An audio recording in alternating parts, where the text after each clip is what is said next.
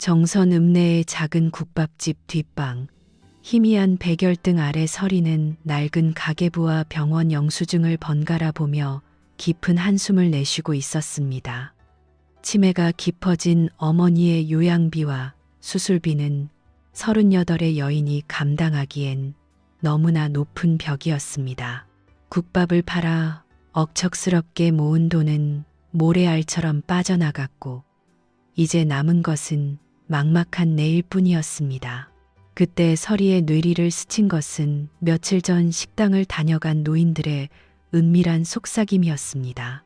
가리왕산 북쪽 절벽, 아무도 발을 들이지 못한 그곳에 수백 년 묵은 천종 산삼이 숨어 있다는 전설 같은 이야기였습니다. 이대로 죽으라는 법은 없겠지. 그게 정말 있다면 우리 엄마 살릴 수 있을 텐데. 서리는 창밖으로 보이는 거대한 산의 실루엣을 바라보았습니다. 하지만 여자의 몸으로 그 험한 산을 타는 것은 자살행위나 다름없었습니다. 누군가 믿을 만한 동행이 필요했습니다.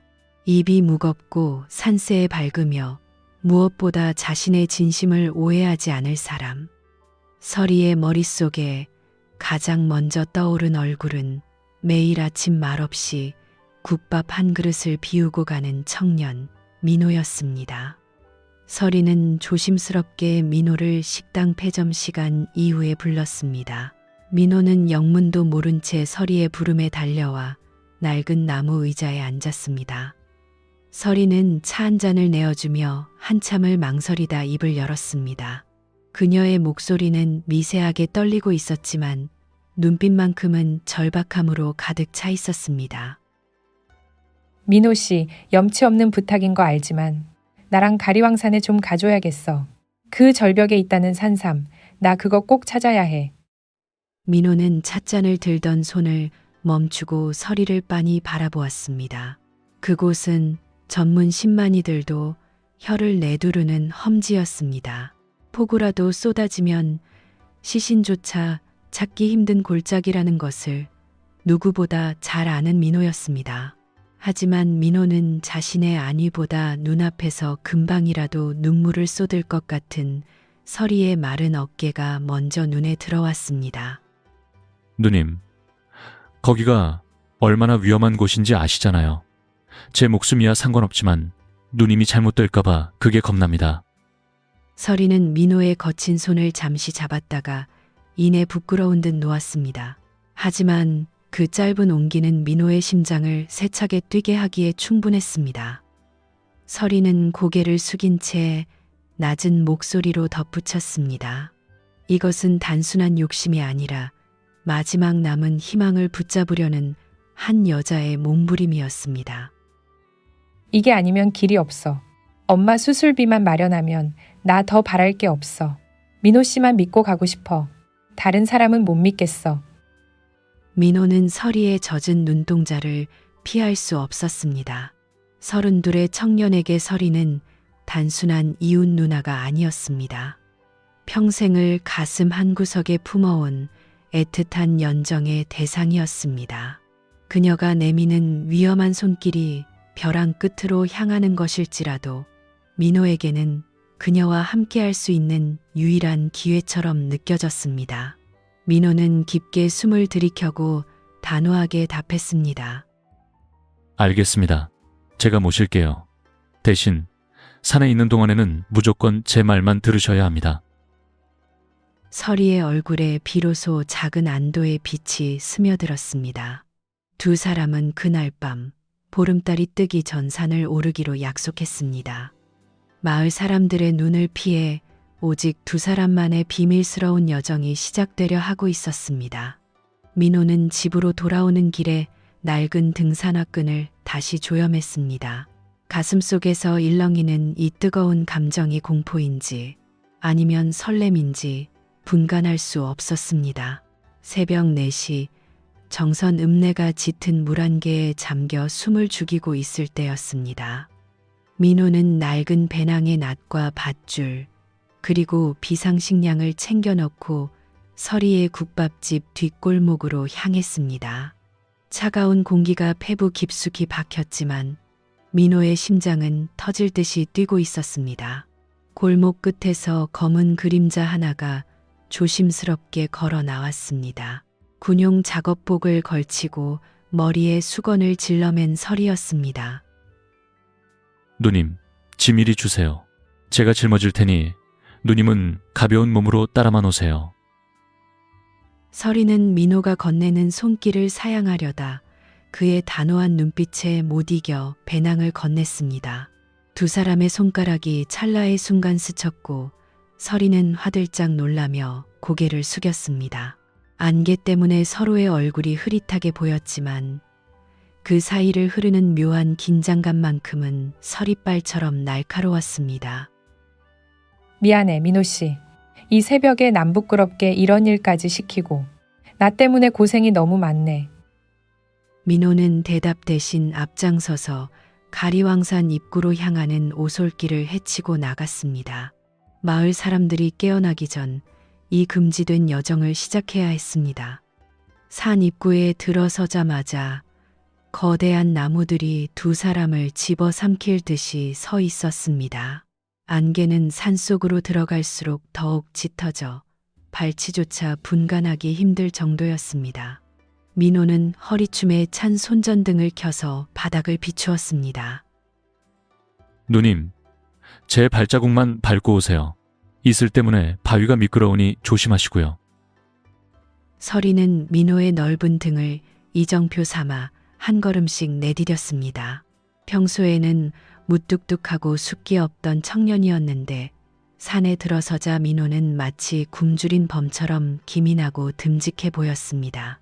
설이는 문득 서른둘의 민호가 언제 이렇게 남자가 되었나 하는 생각에 가슴 한구석이 간질거렸습니다. 하지만 곧 병원에 누워있을 어머니를 생각하며 입술을 굳게 깨물었습니다. 한참을 오르던 중 갑자기 숲속에서 부스럭거리는 소리가 들려왔습니다. 설이는 겁에 질려 민호의 옷자락을 꽉 붙잡았습니다. 민호는 즉시 멈춰서서 주변을 살폈습니다. 어둠 속에서 산짐승의 눈빛인 듯한 번뜩임이 보였다 사라졌습니다. 민호는 설이를 자신의 뒤로 숨기며 낫을 고쳐 잡았습니다. 민호 씨, 저기 뭐가 있는 거 아니야? 무서워. 그냥 지금이라도 돌아갈까? 설이의 목소리가 파르르 떨렸습니다.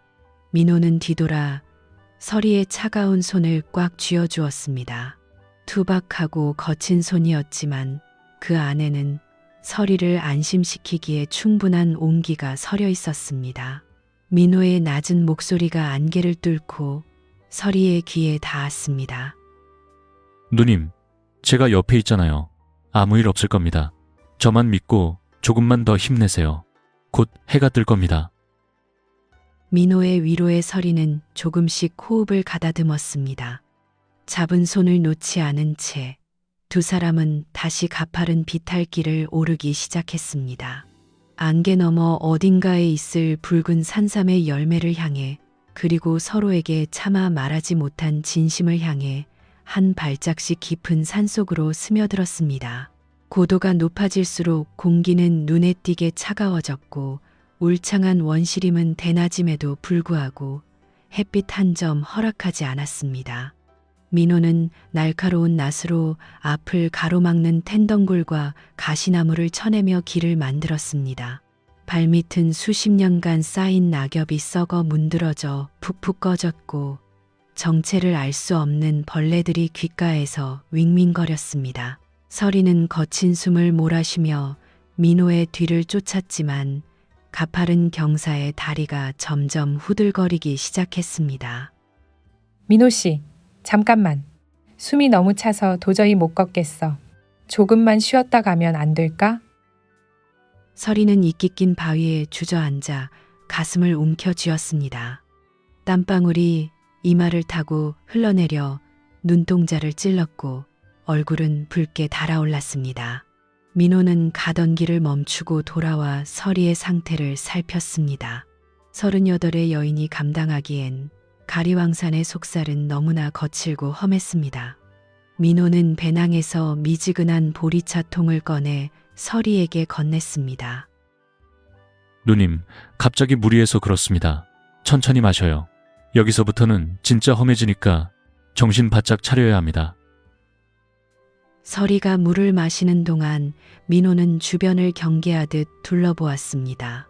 그런데 갑자기 민호의 눈썹이 꿈틀거렸습니다. 바람을 타고 비릿한 냄새가 코끝을 스쳤기 때문입니다.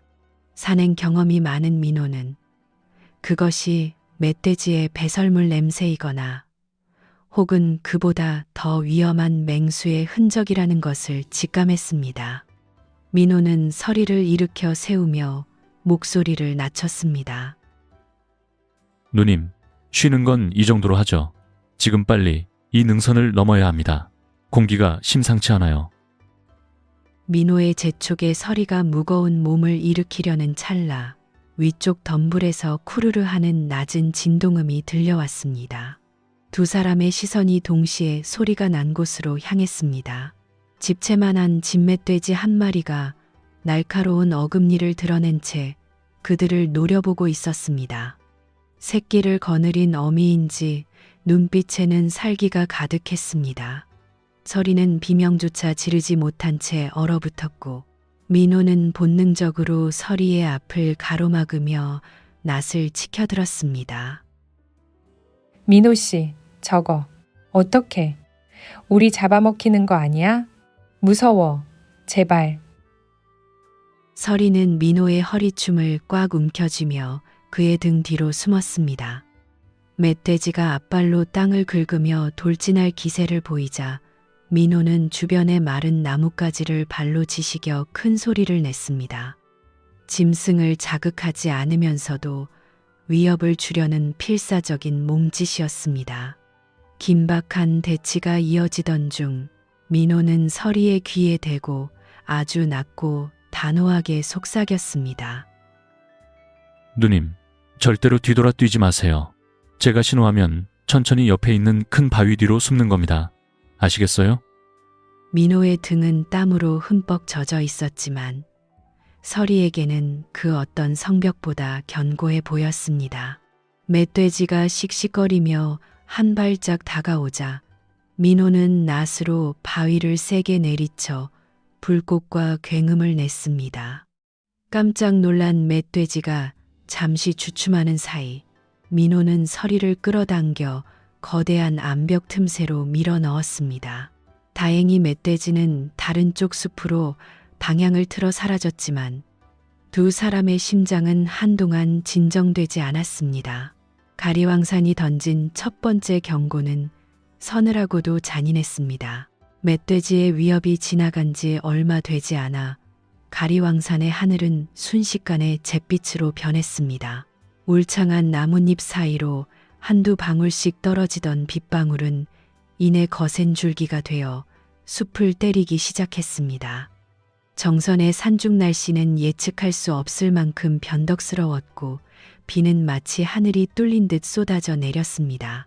민호는 서둘러 서리의 손목을 잡고 안전한 곳을 찾기 위해 발걸음을 재촉했습니다.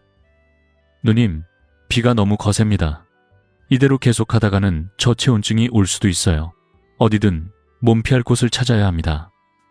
빗줄기는 앞을 분간하기 힘들 정도로 굵어졌고 발밑의 흙은 금세 진흙탕으로 변해 미끄러워졌습니다.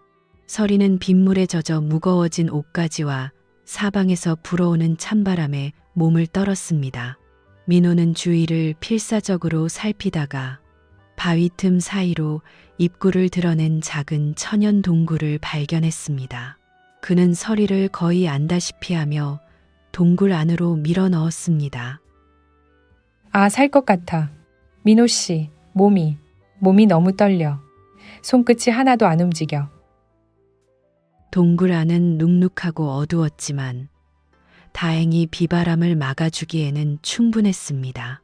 동굴 입구에서는 빗줄기가 폭포처럼 쏟아져 내려 바깥 세상과 두 사람을 완전히 단절시켰습니다. 서리는 동굴벽에 기대어 앉아 덜덜 떨리는 손으로 자신의 어깨를 감싸 쥐었습니다. 민호는 배낭에서 마른 수건을 꺼내 서리의 젖은 머리카락과 얼굴을 닦아주기 시작했습니다. 누님, 조금만 참으세요. 제가 금방 불을 피워볼게요. 젖은 옷이 몸에 닿아 있으면 금방 병납니다. 민호는 동굴 구석에서 운 좋게 발견한 마른 나뭇가지들과 이끼를 모았습니다. 그는 가방 안쪽 깊숙이 보관해둔 라이터를 꺼내 조심스럽게 불을 붙였습니다. 작은 불꽃이 마침내 나뭇가지에 옮겨 붙자 동굴 안에는 주황색 온기가 감돌기 시작했습니다. 하지만 서리의 입술은 이미 파랗게 질려 있었고 그녀의 떨림은 멈출 기미가 보이지 않았습니다. 민호 씨, 우리 정말 괜찮을까? 산삼은커녕 여기서 나가지도 못하면 어떡해. 나 무서워. 정말 무서워. 서리는 불꽃 너머로 민호를 바라보며 결국 참았던 눈물을 터뜨렸습니다. 캄캄한 산속, 쏟아지는 빗소리, 그리고 죽음과도 같은 고요함이 그녀를 옥죄어 왔습니다. 민호는 불가에 앉아 젖은 장갑을 벗고 자신의 거친 손을 불길에 달구었습니다. 그러고는 조심스럽게 서리의 차가운 두 손을 감싸 쥐었습니다. 비록 투박한 손이었지만 그 안에는 서리를 지키겠다는 청년의 뜨거운 맹세가 담겨 있었습니다. 동굴 입구로 쏟아지는 빗줄기는 그칠 기미가 보이지 않았고 산속의 기온은 급격히 떨어졌습니다.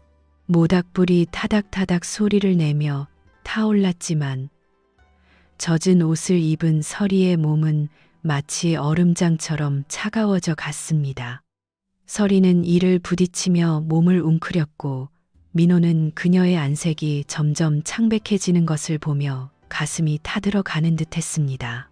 이대로 두면 저체온증으로 생명이 위험할 수도 있는 긴박한 순간이었습니다. 누님, 이대로는 안 됩니다. 젖은 겉옷은 벗어서 불가에 말려야 해요. 제 마른 작업복상이라도 걸치세요. 어서요. 서리는 당황한 기색이 역력했지만 민호의 단호한 눈빛에 떨리는 손으로 젖은 군용 작업복 단추를 하나씩 풀기 시작했습니다. 민호는 예우를 갖추어 얼른 고개를 돌려 동굴 벽면을 바라보았습니다. 등 뒤로 젖은 옷감이 살을 스치는 소리와 서리의 거친 숨소리가 들려왔습니다. 민호는 자신의 배낭 깊숙이 보관해 두었던 여분의 마른 면, 셔츠와 두툼한 솜점퍼를 서리 쪽으로 밀어주었습니다. 민호 씨, 고마워. 옷이 너무 커서. 근데 따뜻해. 민호 씨 냄새가 나네. 서리는 민호의 큼지막한 점퍼를 걸치고 무릎을 세워 몸을 감싸 안았습니다. 민호는 여전히 뒤를 돌아본 채 서리가 옷을 다 갈아입었는지 확인한 후에야 조심스럽게 몸을 돌려 앉았습니다. 불빛에 비친 서리의 얼굴은 젖은 머리카락이 뺨에 달라붙어 애처로워 보였습니다. 헐렁한 민호의 옷을 입은 그녀는 억척스러운 국밥집 주인이 아니라 보호받아야 할 가둣은 여인의 모습이었습니다. 누님, 아직도 많이 춥죠? 손 좀 내밀어 보세요. 제가 좀 주물러 드릴게요. 피가 돌아야 몸이 따뜻해집니다. 서리는 머뭇거리며 가느다란 손을 내밀었습니다. 민호는 자신의 커다랗고 거친 두 손으로 서리의 작은 손을 감싸 쥐었습니다. 민호의 손바닥에서 전해지는 뜨거운 열기가 서리의 손목을 타고 온몸으로 퍼져나갔습니다. 민호는 정성스럽게 서리의 손가락 하나하나를 주무르며 온기를 불어넣었습니다. 좁은 동굴 안, 타오르는 불길 사이로 두 사람의 거리가 어느 때보다 가까워졌습니다. 민호 씨 손, 참 따뜻하다. 꼭 예전에 아버지가 잡아주시던 손 같아. 아니, 그것보다 더 든든해. 서리는 민호의 어깨에 살며 시 머리를 기댔습니다. 민호는 어깨가 딱딱하게 굳어버릴 정도로 긴장했지만 이내 서리가 편히 쉴 수 있도록 몸을 낮춰주었습니다. 밖에는 천둥 소리와 빗소리가 요란했지만 동굴 안은 두 사람의 규칙적인 숨소리만이 고요하게 흐르고 있었습니다. 민호는 이 순간 평생 꿈꿔왔던 사람을 지키고 있다는 사실에 형언할 수 없는 책임감과 애틋함을 동시에 느꼈습니다. 동굴 밖의 빗줄기는 여전히 거셌지만 모닥불 덕분에 동굴 안은 눅눅한 온기로 가득 찼습니다.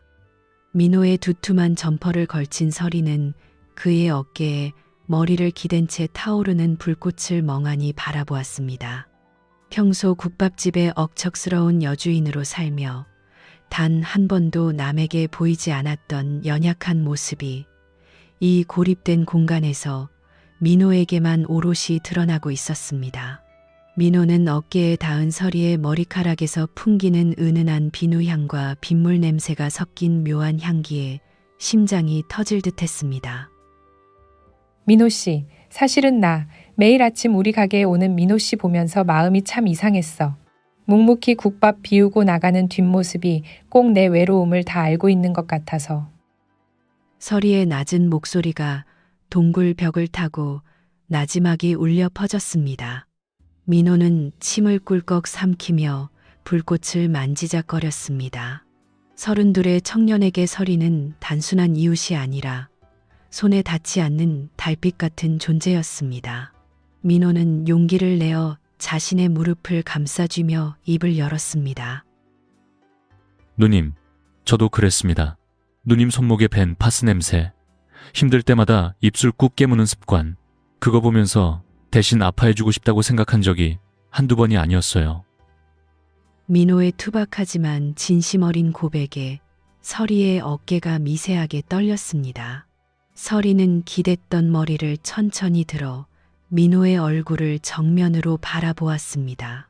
불빛에 비친 민호의 눈동자에는 두려움보다 더 깊은 애정이 서려 있었습니다. 서리는 38, 남편을 먼저 보내고 10년을 홀로 버텨온 세월이 주마등처럼 스쳐 지나갔습니다. 나는 내가 다시 누군가에게 기댈 수 있을 거라고 생각 안 했어. 나이도 더 많고 사별한 여자라는 게 늘 족쇄 같았거든. 민호 씨가 나 때문에 손가락질 받을까봐. 그게 제일 무서웠어. 서리의 눈가에 맺힌 이슬이 불빛을 받아 반짝였습니다. 민호는 참지 못하고 서리의 차가운 뺨을 조심스럽게 감싸 쥐었습니다. 거칠고 투박한 손가락 끝이 그녀의 부드러운 살결에 닿자 두 사람 사이의 공기가 일순간 멈춘 듯 고요해졌습니다. 민호는 떨리는 목소리로 그녀의 불안을 잠재웠습니다. 누님, 전 남들 시선 같은 거 안 무섭습니다. 가리왕산 멧돼지보다 무서운 게 누님 혼자 울게 두는 거예요. 저한테는 누님이 세상에서 제일 귀한 사람입니다. 서리는 민호의 손바닥에 자신의 얼굴을 더 깊이 묻었습니다. 10년간 꽁꽁 얼어붙어 있던 여자의 마음이 청년의 뜨거운 진심 앞에 눈 녹듯 녹아내리고 있었습니다. 밖에서는 벼락이 치고 비바람이 몰아쳤지만 동굴 안 두 사람의 세계는 비로소 하나의 온도로 맞춰지고 있었습니다. 그것은 산삼을 찾는 여정보다 더 기적 같은 두 영혼의 만남이었습니다. 밤새도록 동굴 입구를 두들기던 것엔 빗줄기가 어느덧 잦아들고 숲은 맑고 차가운 새벽 공기에 씻겨 내려갔습니다. 동굴 천장에서 떨어지는 물방울 소리에 민호는 먼저 눈을 떴습니다. 좁은 동굴 안 서리는 여전히 민호의 두툼한 점퍼를 이불 삼아 덮고 그의 어깨에 머리를 기댄 채 곤히 잠들어 있었습니다. 불꽃은 이미 사그라들었지만 두 사람의 체온이 머문 자리에는 여전히 훈훈한 온기가 남아 있었습니다. 누님, 정신 좀 드세요. 비가 그쳤습니다. 해가 뜨고 있어요. 민호가 나지막이 부르는 소리에 서리는 눈꺼풀을 파르르 떨며 깨어났습니다. 잠결에 민호의 품속으로 더 깊이 파고들던 서리는 정신이 들자마자 화들짝 놀라며 몸을 일으켰습니다. 헝클어진 머리카락 사이로 드러난 서리의 뺨은 아침 햇살보다 더 붉게 달아올라 있었습니다. 어젯밤 동굴 안에서 나누었던 뜨거운 고백과 체온이 꿈인지 생시인지 분간할 수 없었습니다. 아, 민호 씨, 벌써 아침이네. 어제 내가 너무 염치 없이 굴었지? 미안해, 민호 씨 팔 저리겠다. 서리는 서둘러 민호의 점퍼를 벗어 반듯하게 폈습니다. 어제 젖었던 그녀의 군용 작업복은 다행히 바위 위에서 뽀송하게 말라 있었습니다. 민호는 저릿한 팔을 주무르면서도 쑥스러운 듯 뒷머리를 극적이며 웃어 보였습니다. 어제의 어색함은 사라지고 두 사람 사이에는 말로 다 표현할 수 없는 단단한 유대감이 자리 잡고 있었습니다. 팔 하나도 안 저립니다. 누님만 잘 잤으면 됐죠. 자, 어서 옷 갈아입으세요. 비 온 뒤라 산길이 더 험할 겁니다. 서둘러야 해요. 민호는 예우를 갖춰 동굴 밖으로 먼저 나갔습니다. 숲은 비에 젖어 더욱 짙은 녹색을 띠고 있었고 나뭇잎 사이로 부서져 내리는 햇살은 보석처럼 반짝였습니다. 서리는 옷을 갈아입고 동굴 밖으로 나와 눈부신 광경에 잠시 넋을 잃었습니다. 민호는 배낭에서 남은 보리차와 주먹밥을 꺼내 서리에게 건네며 다시금 결연한 의지를 다졌습니다. 민호 씨, 저기 봐. 안개가 걷히니까 산이 꼭 우리를 기다려준 것 같아.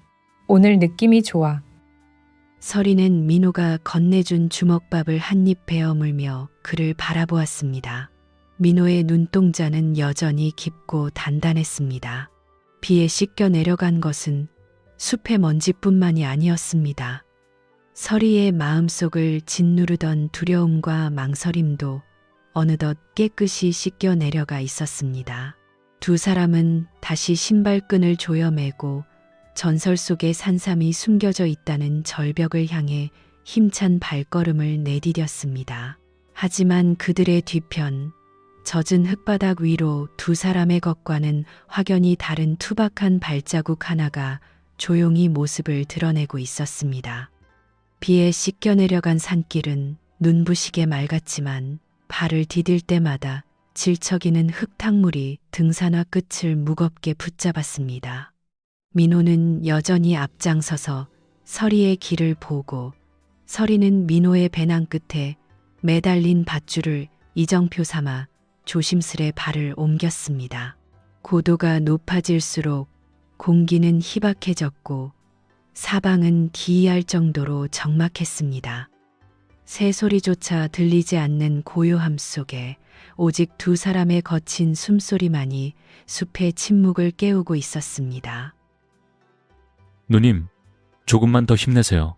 저기 바위 능선만 넘으면 우리가 찾던 북쪽 절벽이 보일 겁니다. 민호는 뒤따라오는 서리를 격려하며 잠시 멈춰 섰습니다.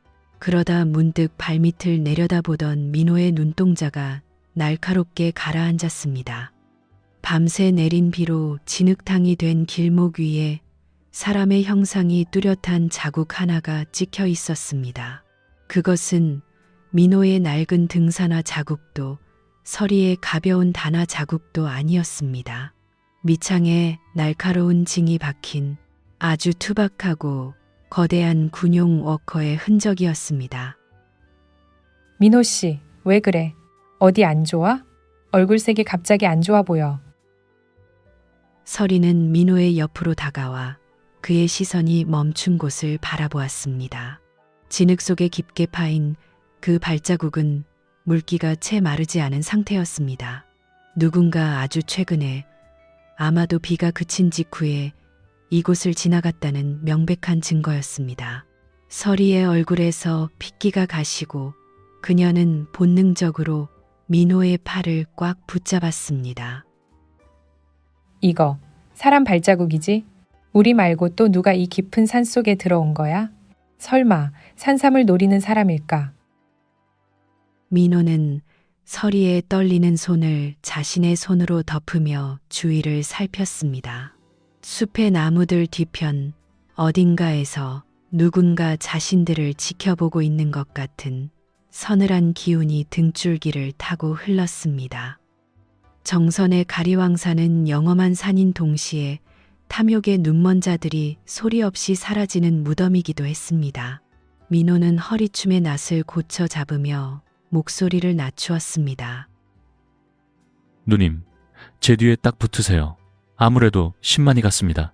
그것도 아주 질이 안 좋은 전문 10만이 같아요. 발자국 깊이를 보니 짐도 꽤 무거운 모양입니다. 민호는 발자국이 향한 방향을 응시했습니다. 공교롭게도 그 흔적은 두 사람이 목표로 삼은 북쪽 절벽과 일치했습니다. 이제 이 산행은 단순한 약초 찾기가 아니라 보이지 않는 상대와의 위험한 경주가 되어버렸습니다. 서리는 겁에 질린 눈으로 숲의 음영을 훑었지만 민호는 그녀의 어깨를 단단히 감싸 쥐었습니다. 어젯밤 동굴에서의 약속이 그의 가슴 속에서 차갑고도 강렬한 투지가 되어 타올랐습니다. 낯선 발자국이 남긴 서늘한 긴장감을 등에 업고 민호와 서리는 마침내 가리왕산 북쪽 끝단 하늘과 맞닿은 거대한 암벽지대에 도착했습니다. 눈앞에 펼쳐진 광경은 경이로움 그 자체였습니다. 수천 년의 세월을 견딘 듯한 노송들이 바위 틈에 뿌리를 내리고 있었고 발밑으로는 구름 위를 걷는 듯한 착각이 들 정도로 깎아지른 듯한 낭떠러지가 이어졌습니다. 서리는 어지러움에 잠시 눈을 감았지만 민호는 무언가를 발견한 듯 숨을 멈췄습니다. 누님, 저기 보세요. 저 바위 틈새, 소나무 뿌리 근처에 붉은 점들이 보이지 않습니까? 민호의 손가락이 가리킨 곳은 사람의 발길이 도저히 닿을 수 없을 것 같은 가파른 절벽 중간이었습니다. 서리는 가늘게 눈을 뜨고 그곳을 응시했습니다. 짙은 녹음 사이로 마치 핏방울이 맺힌 듯 선명하고 영롱한 붉은 열매들이 무더기로 피어 있었습니다. 그것은 전설 속에서나 듣던 천종산삼의 딸 열매이었습니다.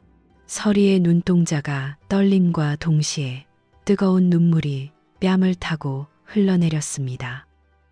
아, 세상에. 민호 씨. 정말이야? 저기 있어. 우리 엄마. 이제 살 수 있는 거지. 정말 저게 산삼인 거지? 서리는 당장이라도 절벽 아래로 몸을 던질 듯 비틀거렸습니다. 민호는 다급히 서리의 허리를 꽉 붙잡아 뒤로 끌어당겼습니다. 기쁨보다 앞선 것은 공포였습니다. 그 산삼이 뿌리 내린 곳은 한 번의 실수만으로도 목숨을 앗아갈 수 있는 죽음의 문턱이었기 때문입니다. 민호는 배낭에서 굵은 밧줄을 꺼내 단단한 바위 기둥에 묶기 시작했습니다. 누님, 진정하세요. 제가 내려갈 겁니다. 여기서 기다리세요. 절대로 가까이 오면 안 됩니다.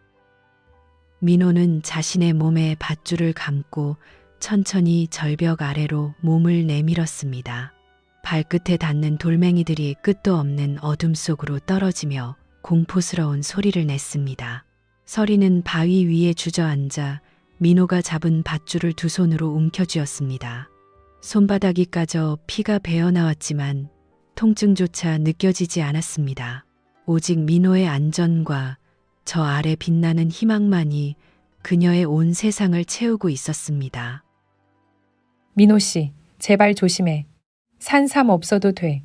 그러니까 제발 다치지만 마. 내가 잘못했어. 괜히 오자고 해서. 서리의 절규 섞인 외침이 산울림이 되어 돌아왔습니다. 민호는 절벽 중간에 간신히 발을 디디고 서서 조심스럽게 산삼의 잎사귀를 어루만졌습니다. 은은한 향기가 코끝을 찔렀고 붉은 열매는 마치 보석처럼 빛났습니다. 하지만 민호가 막 약초용 차이를 꺼내려던 찰나 절벽 위쪽에서 나뭇가지가 꺾이는 육중한 소리가 들려왔습니다. 민호의 고개가 위를 향했고 서리의 비명이 산 전체를 뒤흔들었습니다. 숲의 그림자 속에서 쇠징이 박힌 워커를 신은 의문의 남자가 모습을 드러낸 것이었습니다. 민호가 절벽 중간에 매달려 위태롭게 줄을 잡고 있을 때 절벽 위 덤불을 헤치고 나타난 그림자는 거대하고 위협적이었습니다. 낡은 군복 상의를 걸치고 덥수룩한 수염 사이로 번들거리는 눈빛을 번뜩이는 사내 박씨였습니다. 그는 손에 낡은 낫을 쥐고 있었고 그의 발치에는 쇠징이 박힌 투박한 군용 워커가 진흙을 가득 머금고 있었습니다. 서리는 너무 놀라 비명도 지르지 못한 채 뒷걸음질 치다 바위 더미에 주저앉았습니다. 거참 임자 없는 산이라지만 상도덕이 없구먼. 내가 꼬박 사흘을 굶어가며 길을 셌는데 어린 놈들이 홀랑 가로채려고 들어? 박 씨의 목소리는 쇳소리가 섞인 듯 거칠고 불길했습니다. 그는 민호가 묶어둔 밧줄 쪽으로 천천히 다가갔습니다. 민호는 절벽 중간 좁은 바위턱에 발을 붙인 채 위를 올려다보며 이를 악물었습니다. 밧줄 하나에 목숨을 의지하고 있는 민호에게 박 씨의 등장은 곧 죽음의 그림자와 같았습니다. 서리는 정신을 차리고 박 씨의 앞을 막아서려 애썼습니다. 아저씨, 제발요. 우리 엄마가 많이 아파서 그래요. 병원비가 없어서 여기까지 온 거예요. 제발 한 번만 봐주세요. 서리는 바닥에 무릎을 꿇고 박 씨의 바짓가랑이를 붙잡으려 했습니다. 하지만 박 씨는 코웃음을 치며 서리를 거칠게 밀쳐냈습니다. 서리는 거친 바닥에 넘어져 손바닥이 까졌지만 다시 일어나 민호의 밧줄을 향해 기어갔습니다. 박 씨의 눈은 이미 절벽 아래 붉게 빛나는 산삼 열매에 고정되어 있었습니다. 탐욕으로 가득 찬 그의 눈에는 사람의 목숨 따위는 보이지 않는 듯 했습니다. 병원비? 이 산삼이면 내 팔자도 고치고 남는데 그런 사정을 봐주게 생겼나? 당장 젖을 안 놓으면 저놈이랑 같이 골짜기로 밀어버릴 줄 알아. 박 씨는 들고 있던 낫을 치켜들고 민호의 생명줄이나 다름없는 밧줄을 겨냥했습니다. 민호는 절벽 아래서 등줄기에 소름이 돋는 것을 느꼈습니다. 여기서 줄이 끊기면 수백 미터 아래 낭떠러지로 추락하는 것은 자명한 일이었습니다. 민호는 한 손으로 밧줄을 꽉 쥐고 다른 한 손으로는 바위 틈을 움켜쥐며 온 힘을 다해 소리쳤습니다. 누님, 피하세요. 저 사람 제정신이 아니에요. 얼른 숲으로 도망쳐요. 민호의 외침에도 서리는 자리를 떠나지 않았습니다. 오히려 박 씨가 밧줄에 손을 대지 못하도록 온몸으로 줄을 감싸 안았습니다. 박 씨는 짜증 섞인 표정으로 서리의 머리채를 잡아채려 손을 뻗었습니다. 팽팽하게 당겨진 밧줄 위로 박 씨의 그림자가 길게 드리워졌고 산의 고요함은 곧 닥쳐올 비극을 예고하듯 더욱 무겁게 가라앉았습니다. 깎아지른 절벽 위 팽팽하게 당겨진 밧줄 하나를 사이에 두고 세 사람의 숨소리가 거칠게 부딪혔습니다. 박 씨는 탐욕으로 번들거리는 눈을 치켜뜨며 서리의 어깨를 거칠게 밀쳐냈습니다. 서리는 바닥 굴러 나동그라졌지만 다시 기어와 민호의 생명줄인 밧줄을 두 팔로 꼭 껴안았습니다. 박 씨의 손에 들린 낡은 낫이 햇빛을 받아 서늘하게 빛났습니다. 이게 어디서 감히. 좋은 말로 할 때 비켜라. 내 인내심도 바닥났으니까. 저 아래 놈이랑 같이 제삿날 맞이하고 싶어? 박 씨는 낫끝을 서리의 얼굴 가까이 들이밀며 위협했습니다. 서리는 공포로 온몸이 떨렸지만 결코 줄을 놓지 않았습니다. 손바닥에서는 밧줄에 쓸린 피가 배어나와 흰 밧줄을 붉게 물들였습니다. 절벽 중간에 매달린 민호는 위에서 벌어지는 상황을 보며 피가 거꾸로 솟는 기분이었습니다. 그는 한 손으로 바위 틈을 움켜쥐고 다른 한 손으로는 주머니 속에 단단한 약초 쾌미를 움켜잡았습니다. 이 미친 영감탱이야. 여자한테 손대지 마.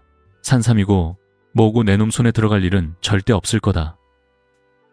민호의 일갈에 박 씨는 비웃음을 흘리며 밧줄을 발로 지시겨 눌렀습니다.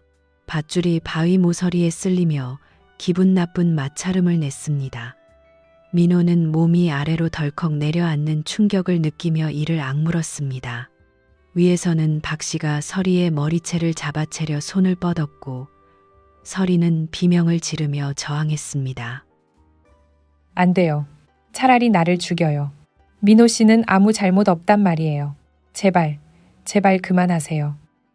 서리의 절규가 가리왕산 계곡마다 메아리 쳤습니다. 박 씨는 짜증이 치밀어 오른 듯 낫을 높이 치켜들었습니다. 그것은 산삼을 캐기 위한 도구가 아니라 방해물을 제거하려는 흉기나 다름없었습니다. 민호는 절벽 벽면을 발로 차며 반동을 이용해 위로 기어오르기 시작했습니다. 팔 근육이 터질 듯 팽창했고 손톱 밑으로 흙과 피가 섞여 들어갔습니다. 하지만 박 씨의 낫은 이미 밧줄의 가장 약한 부분을 향해 내리쳐질 준비를 마친 상태였습니다. 질긴 인연이구먼. 그래, 저 세상 가서 둘이 오순도순 살아라. 박 씨의 근육이 뒤틀리며 힘이 실리는 순간 민호는 마지막 힘을 다해 소리쳤습니다. 긴박함은 정점에 달했고 공기는 얼음장처럼 차갑게 얼어붙었습니다. 이제 한 치 앞도 알 수 없는 목숨을 건 사투만이 남겨져 있었습니다. 박 씨의 낫이 공중을 가르며 민호의 생명줄인 밧줄을 향해 매섭게 내리쳐졌습니다. 그 찰나의 순간 민호는 온 힘을 다해 벽면을 박차고 위로 몸을 솟구쳤습니다. 날카로운 금속음과 함께 밧줄의 겉올이 툭 터져나갔고 민호의 몸은 허공에서 덜컥 주저앉았습니다. 서리는 단말마의 비명을 지르며 끊어져가는 밧줄을 맨손으로 움켜쥐었습니다. 손바닥 살점이 패어나가고 붉은 피가 밧줄을 타고 흘러내렸지만 서리는 이를 악물고 버텼습니다. 안 돼, 민호 씨. 제발, 제발 손 놓지 마. 내가 잡고 있어. 서리의 처절한 외침에 박 씨는 광기 어린 웃음을 터뜨렸습니다. 그는 방해되는 서리를 걷어차기 위해 발을 치켜들었습니다. 하지만 그 순간 절벽 끝을 움켜쥐고 있던 민호의 거친 손이 박 씨의 발목을 낚아챘습니다. 죽음의 문턱에서 돌아온 청년의 악의 힘은 상상을 초월했습니다. 박 씨는 중심을 잃고 비틀거렸고 민호는 그 틈을 타 절벽 위로 몸을 끌어올렸습니다. 이 짐승만도 못한 놈, 누님한테서 손 떼. 민호는 피투성이가 된 손으로 박 씨의 멱살을 움켜쥐었습니다. 두 남자는 거친 숨을 몰아쉬며 진흙탕 위를 뒹굴었습니다. 박 씨는 낫을 휘두르며 저항했고 민호는 오직 맨몸으로 그 서슬 퍼런 칼날을 막아내야 했습니다. 빗물에 젖은 바닥은 미끄러웠고 한 발자국만 뒤로 물러나면 바로 천길 낭떠러지였습니다. 탐욕에 눈먼 노련한 신만이와 사랑하는 여자를 지키려는 청년의 목숨을 건 육탄전이 벌어졌습니다. 이 어린 놈이 죽고 싶어서 환장을 했구나. 산삼은 내 거야. 내 팔자 고쳐줄 내 거라고. 박 씨는 낫을 고쳐 잡고 민호의 가슴팍을 향해 찔러왔습니다. 민호는 간신히 몸을 비틀어 피했지만 날카로운 날이 그의 왼쪽 어깨를 스치며 옷감을 찢고 살을 갈랐습니다. 붉은 선혈이 뿜어져 나와 바닥을 적셨습니다. 서리는 그 광경을 보고 공포에 질려 비명을 질렀습니다.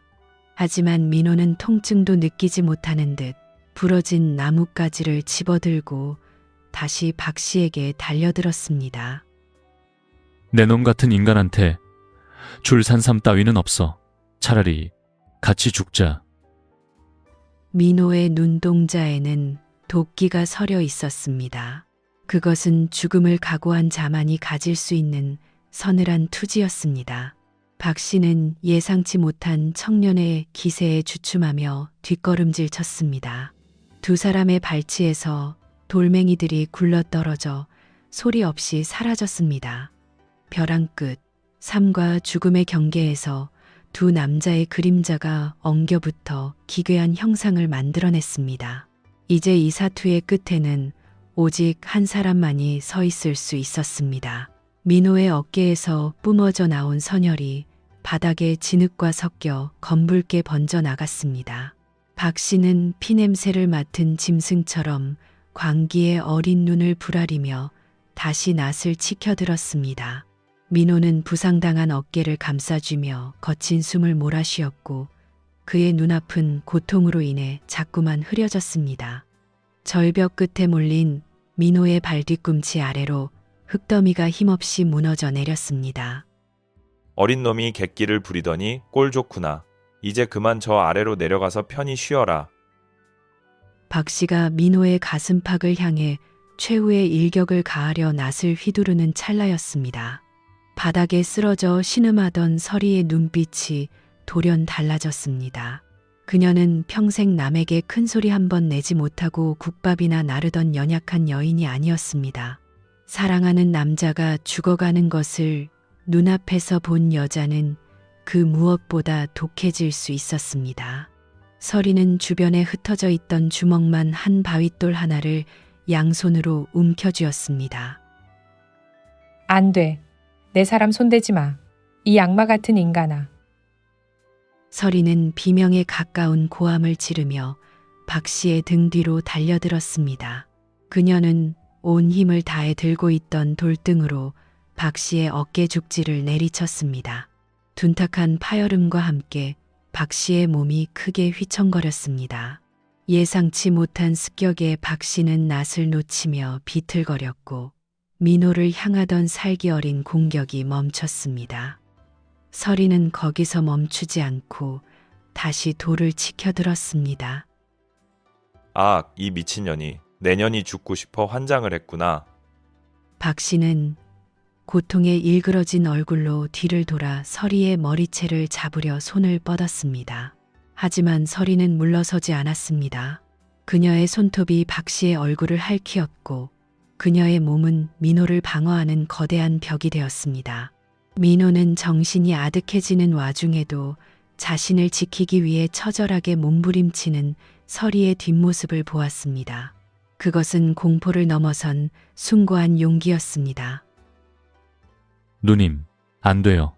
위험해요. 피하세요.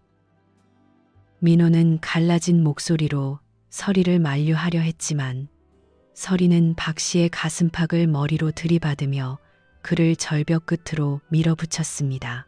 평소 가녀린 어깨라고만 생각했던 그녀의 몸에서 뿜어져 나오는 힘은 실로 경이로웠습니다. 박 씨는 당황하여 중심을 잡으려 발버둥쳤고 그들의 발치에서는 다시 한번 죽음의 소리를 내며 돌멩이들이 낭떠러지로 쏟아져 내렸습니다. 서리의 눈에는 오직 민호를 살려야 한다는 일념만이 가득 차 있었습니다. 서리의 필사적인 몸부림에 박 씨는 중심을 잃고 비틀거렸습니다. 하지만 수십 년간 험한 산을 타온 노련한 신만이인 그는 금세 평형을 잡으려 애썼습니다. 박 씨의 얼굴은 분노로 뒤틀렸고 그는 서리의 가느다란 목덜미를 움켜쥐며 그녀를 벼랑 끝으로 거칠게 밀어붙였습니다. 민호는 흐려지는 시야 사이로 서리가 위험에 처한 것을 보았습니다. 어깨의 통증은 이미 잊은 지 오래였습니다. 이 독한 년이 같이 죽고 싶어 환장을 했구나. 그래, 소원대로 지옥까지 보내주마. 박 씨가 서리를 낭떠러지로 밀어버리려 힘을 주는 찰나 바닥에 쓰러져 있던 민호가 마지막 남은 힘을 쥐어짜내어 박 씨의 다리를 껴안고 몸을 날렸습니다. 민호의 묵직한 체중이 박 씨의 하반신을 강하게 들이받았습니다. 예상치 못한 민호의 저력에 박 씨의 발이 미끄러운 진흙 위에서 헛돌았습니다. 누님, 비켜요. 으악.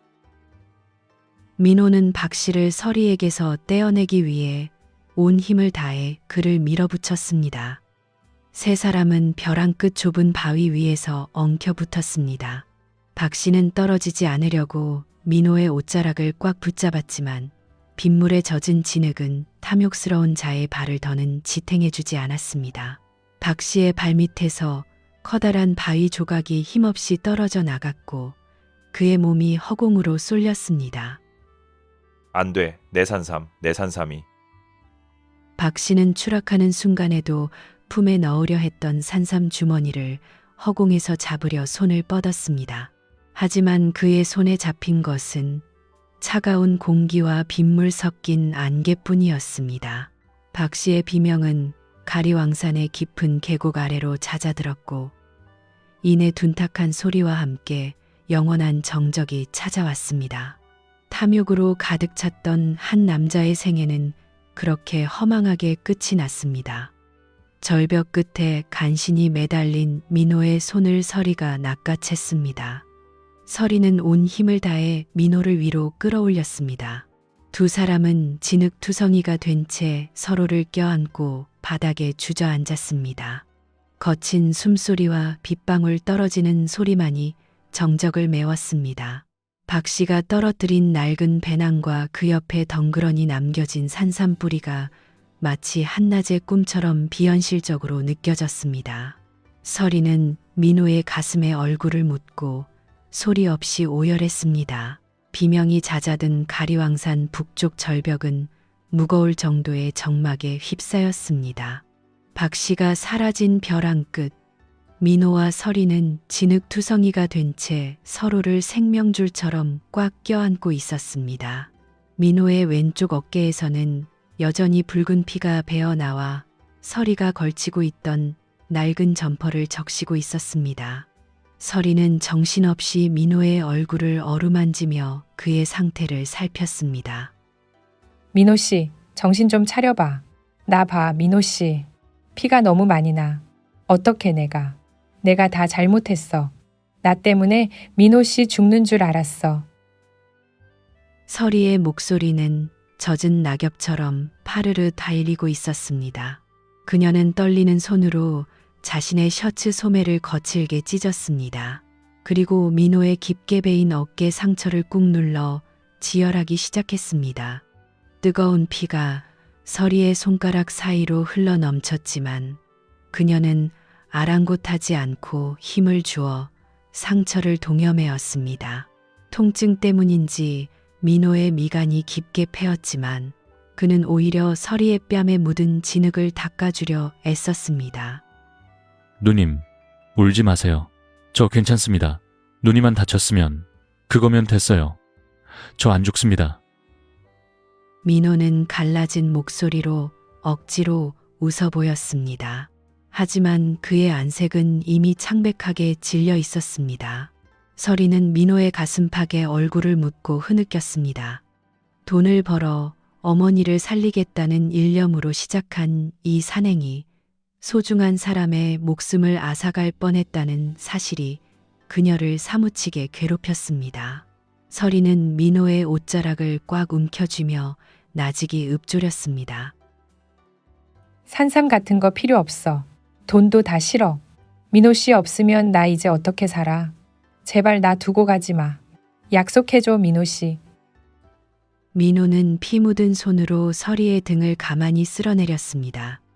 벼랑 끝에서 마주한 죽음의 공포는 역설적으로 두 사람의 마음을 확인시켜주는 거울이 되었습니다. 민호는 서리의 귓가에 대고 났지만 단단한 어조로 속삭였습니다. 그것은 가리왕산의 거친 안개를 뚫고 서리의 심장에 박히는 절절한 맹세였습니다. 약속할게요. 절대로 누님 혼자 두지 않습니다. 우리 같이 살아서 내려가요. 내려가서 저 누님이랑 같이 국밥도 나르고 그렇게 평범하게 살고 싶습니다. 서리는 고개를 들어 민호의 눈을 바라보았습니다. 그의 눈동자에는 흔들림 없는 진심이 서려 있었습니다. 서리는 민호의 피 묻은 손을 자신의 얼굴에 가져다 대었습니다. 비릿한 피냄새와 흙냄새가 진동했지만 그 어떤 향기보다 따뜻하고 든든하게 느껴졌습니다. 두 사람은 비로소 깨달았습니다. 그들이 그토록 찾아 헤맨 전설의 산삼보다 지금 서로를 붙잡고 있는 이 떨리는 손이 수천 배는 더 귀하다는 것을 말입니다. 비릿한 피냄새와 눅눅한 흙내음이 뒤섞인 절벽 끝, 민호와 서리는 서로를 지탱하며 간신히 몸을 일으켰습니다. 민호의 어깨를 감싼 천은 이미 검붉게 물들어 있었지만 그의 눈빛은 폭풍이 지나간 뒤에 호수처럼 고요했습니다. 발치에는 박 씨가 떨어뜨린 배낭이 뒤집혀 있었고 그 사이로 전설의 천종산삼이 모습을 드러내고 있었습니다. 억겁의 세월을 견딘 듯한 그 영험한 약초는 핏방울 같은 붉은 열매를 매단 채 흙바닥 위에서 기이한 빛을 내뿜고 있었습니다. 민호 씨, 저게 우리가 그토록 찾던 거야. 저거 하나면 우리 엄마 병원비도 민호 씨 고생하는 것도 다 끝낼 수 있는데. 서리는 떨리는 손으로 산삼을 향해 다가갔습니다. 하지만 그녀의 손길은 산삼에 닿기 직전 멈춰섰습니다. 산삼의 잎사귀에는 조금 전 사투의 흔적인 민호의 선혈이 튀어 있었습니다. 서리는 그 붉은 얼룩을 보는 순간 심장이 내려앉는 듯한 공포를 느꼈습니다. 수백 년의 세월을 견뎌온 산삼이 마치 사람의 목숨을 제물로 삼아 피어난 괴물처럼 보였습니다. 누님, 저 산삼 정말 가져가고 싶으세요? 전 저걸 보는 게 너무 괴롭습니다. 저것 때문에 사람이 죽고 누님이 다칠 뻔했어요. 민호는 갈라진 목소리로 서리의 등을 가만히 감싸 쥐었습니다. 민호의 눈에는 탐욕의 대상이 아닌 비극의 씨앗만이 보였습니다. 서리는 민호의 피 묻은 어깨와 흙투성이가 된 얼굴을 번갈아 보았습니다. 10년을 홀로 버티며 돈에 울고 웃던 세월이었지만 지금 그녀의 품에 안긴 이 남자의 숨결보다 귀한 것은 세상에 존재하지 않았습니다. 아니, 싫어. 저거 가져가면 우리 평생 저 피냄새 잊지 못할 거야. 민호 씨 말이 맞아. 산삼 같은 거 우리한테는 필요 없어. 서리는 결연한 표정으로 산삼을 집어들었습니다. 그리고는 망설임 없이 절벽 아래 박 씨가 탐욕과 함께 추락했던 그 어두운 심연을 향해 산삼을 던져버렸습니다. 붉은 열매가 허공에서 선을 그리며 안개 속으로 사라졌습니다. 산삼은 다시 대지의 품으로 인간의 손이 닿지 않는 태고의 정막 속으로 돌아갔습니다. 잘하셨습니다, 누님. 이제 정말 우리만 남았네요. 우리 둘만 무사히 내려가면 됩니다. 민호는 안도 섞인 미소를 지으며 서리를 꽉 안아주었습니다. 억만금을 준다 해도 바꿀 수 없는 평온함이 두 사람의 가슴을 채웠습니다. 전설의 산삼은 사라졌지만 그 자리에는 서로를 향한 꺾이지 않는 믿음이 뿌리를 내렸습니다. 빈손이었지만 두 사람의 마음은 그 어느 때보다 묵직하고 단단했습니다. 가리왕산의 안개가 두 사람을 축복하듯 서서히 걷히기 시작했습니다. 전설의 산삼을 품었던 붉은 열매가 절벽 아래 안개 속으로 자취를 감추자 기이하게 감돌던 산의 살기도 눈 녹듯 사라졌습니다. 민호는 떨리는 다리에 힘을 주어 일어섰고 서리는 그런 민호의 허리를 단단히 부축했습니다. 두 사람의 옷은 진흙과 피로 얼룩져 넉마나 다름없었지만 서로를 바라보는 눈빛만은 비온 뒤의 하늘처럼 맑게 개어 있었습니다. 가리왕산의 험준한 능선은 이제 정복해야 할 대상이 아니라 무사히 돌아가야 할 고향길로 변해 있었습니다. 누님, 제 어깨에 기대세요. 비가 그쳐서 길이 더 미끄러울 겁니다. 천천히 한 걸음씩 내딛자고요. 민호는 부상당한 어깨의 통증을 억누르며 서리의 손을 꽉 잡았습니다. 서리는 민호의 넓은 어깨에 자신의 몸을 누이며 조심스럽게 발을 뗐습니다. 산을 오를 때는 탐욕과 절박함에 쫓겨 주변을 돌아볼 여유조차 없었지만 내려가는 길에는 바위 틈에 핀 이름 모를 들꽃과 젖은 풀냄새가 비로소 코끝을 간지럽혔습니다. 서리는 문득 민호의 옆모습을 훔쳐보며 나직이 입을 열었습니다. 민호 씨, 우리 빈손으로 내려가는데 나 왜 이렇게 마음이 가벼울까? 꼭 세상 짐을 다 내려놓은 것 같아. 민호 씨랑 이렇게 걷는 게 산삼보다 100배는 더 좋아. 서리의 고백에 민호는 투박한 손등으로 그녀의 뺨에 묻은 진흙을 살며시 닦아주었습니다. 민호에게도 이 하산길은 인생에서 가장 긴 여정인 동시에 가장 달콤한 산책이었습니다. 32의 청년과 38의 여인. 세상이 그어놓은 보이지 않는 선들이 이 깊은 산중에서는 아무런 의미도 갖지 못했습니다.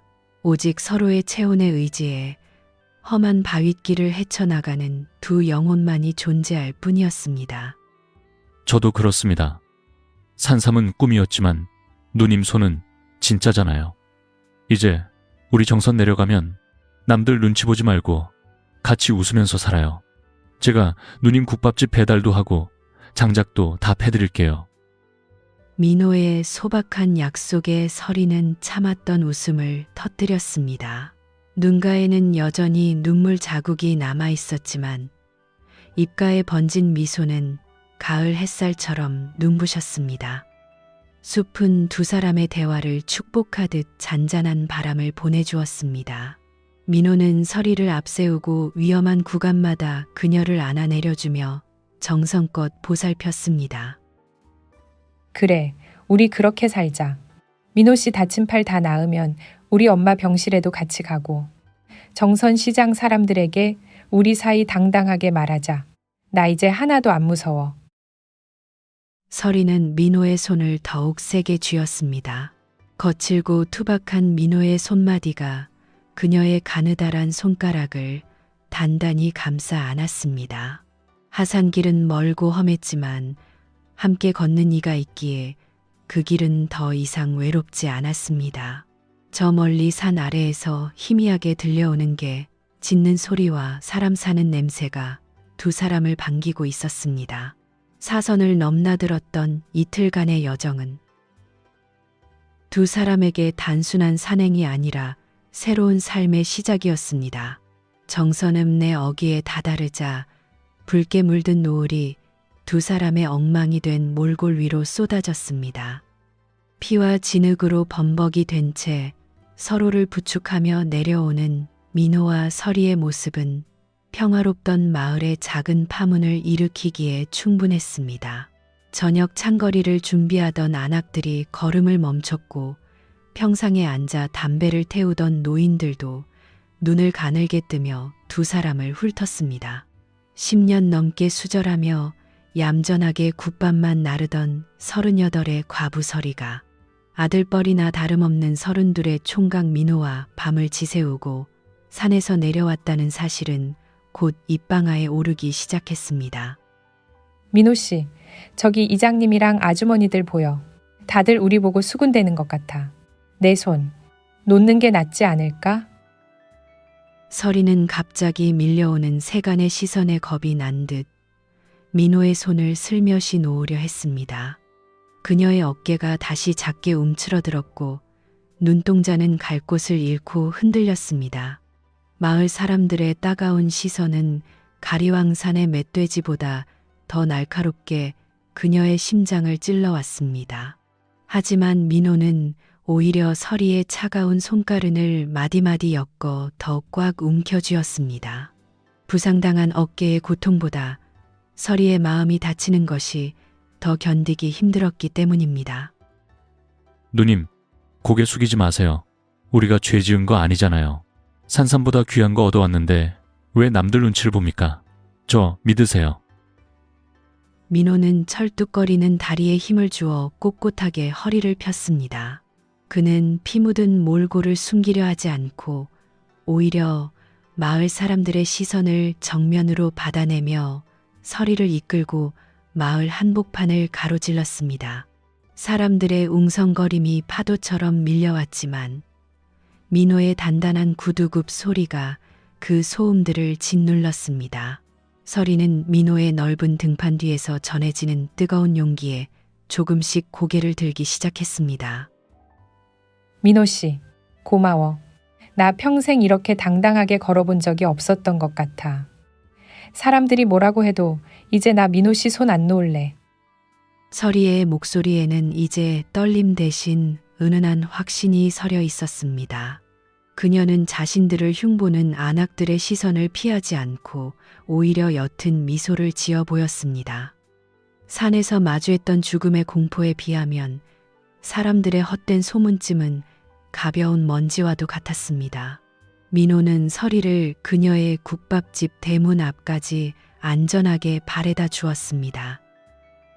누님, 오늘 푹 쉬세요. 내일 아침에 제가 제일 먼저 국밥 먹으러 올게요. 이장님이 뭐라고 하든 제가 다 책임질 테니까 걱정 마시고요. 민호는 서리의 이마에 맺힌 땀방울을 손가락으로 닦아주었습니다.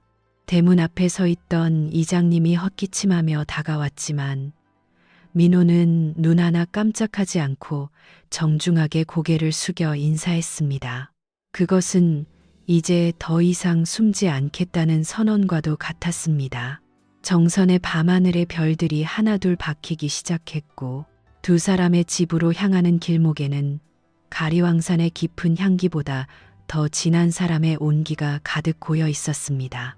가리왕산의 험준한 골짜기에서 사투를 벌였던 기억이 어느덧 계절의 뒤편으로 물러나고 정선 읍내에는 따스한 봄볕이 내려앉았습니다. 짙은 안개와 비바람 대신 마을 어귀에는 분홍빛 진달래가 흐드러지게 피어났습니다. 서리의 국밥집 앞에는 이른 아침부터 구수한 육수 냄새가 골목을 가득 채우고 있었습니다. 낡았던 식당 간판은 새로 칠해져 깔끔해졌고 가게 안팎은 활기찬 기운이 감돌았습니다. 민호 씨, 저기 3번 테이블에 깍두기 좀 더 갖다 드려요. 그리고 이장님 오셨으니까 국밥 고기 좀 넉넉히 담아내고요. 서리는 하얀 앞치마를 두르고 주방에서 연신 국자를 휘저으며 민호를 불렀습니다. 민호는 이제 낡은 작업복 대신 깨끗한 앞치마를 메고 능숙하게 쟁반을 날랐습니다. 지난 가을 다쳤던 어깨는 흉터로 남았지만 서리를 부축하며 다졌던 근육은 더욱 단단해져 있었습니다. 마을 사람들의 수군거림은 어느새 참 잘 어울리는 한 쌍이라는 흐뭇한 칭찬으로 바뀌어 있었습니다. 누님, 이장님이 국밥 맛이 예전보다 더 진해졌다고 하시네요. 제가 아침마다 장작을 정성껏 패서 화력이 좋아진 덕분인가 봅니다. 민호는 깍두기 접시를 내려놓으며 서리를 향해 장난스럽게 윙크를 해보였습니다. 서리는 부끄러운 듯 솥단지 뒤로 얼굴을 숨기며 웃음을 터뜨렸습니다. 두 사람은 전설의 산삼을 얻지는 못했지만 대신 서로라는 가장 귀한 약초를 얻었습니다. 서리의 어머니는 다행히 수술을 무사히 마치고 요양원에서 건강을 회복 중이었고 민호는 매주 서리와 함께 어머니를 찾아가 손을 잡아드렸습니다. 가끔 꿈을 꿔. 그 캄캄한 동굴 속이랑 벼랑 끝 말이야. 그때 민호 씨 손 안 잡았으면 난 지금 여기 없었을 거야. 산삼보다 민호 씨가 내 인생의 진짜 보물이야. 점심 장사가 끝나고 한산해진 가게 안에서 서리는 민호의 거친 손을 자신의 두 손으로 꼭 감싸 쥐었습니다. 민호는 그 손을 마주 잡으며 따뜻한 눈빛으로 서리를 바라보았습니다. 산에서 내려오며 했던 약속대로 민호는 단 하루도 서리를 혼자 두지 않았습니다. 세상의 편견과 나이 차이라는 벽은 사랑이라는 옹기 앞에 눈 녹듯 사라진 지 오래였습니다. 누님, 우리 이제 꽃길만 걸어요. 제가 평생 누님 국밥집 불 꺼지지 않게 지킬게요. 사랑합니다, 서리씨. 민호는 처음으로 서리의 이름을 나지막이 불렀습니다. 서리는 감동에 젖은 눈으로 민호의 가슴에 고개를 묻었습니다. 정선의 깊은 산중에 숨겨져 있다던 천종산삼은 어쩌면 먼 곳에 있는 것이 아니었습니다. 벼랑 끝에서도 서로를 놓지 않았던 그 절절한 마음, 고단한 하루 끝에 서로를 바라보며 건네는 따뜻한 국밥 한 그릇 속에 진짜 기적이 숨어 있었습니다. 봄바람이 국밥집 문틈을 타고 들어와 두 사람의 옷자락을 부드럽게 간지럽혔습니다. 가리왕산은 여전히 그 자리에 묵묵히 서서 고난을 이겨내고 비로소 행복을 찾은 두 사람을 축복하듯 푸른 빛을 내뿜고 있었습니다. 인생의 가장 험한 산을 함께 넘은 민호와 서리에게 이제 남은 것은 정선의 들꽃처럼 소박하지만 향기로운 동행뿐이었습니다.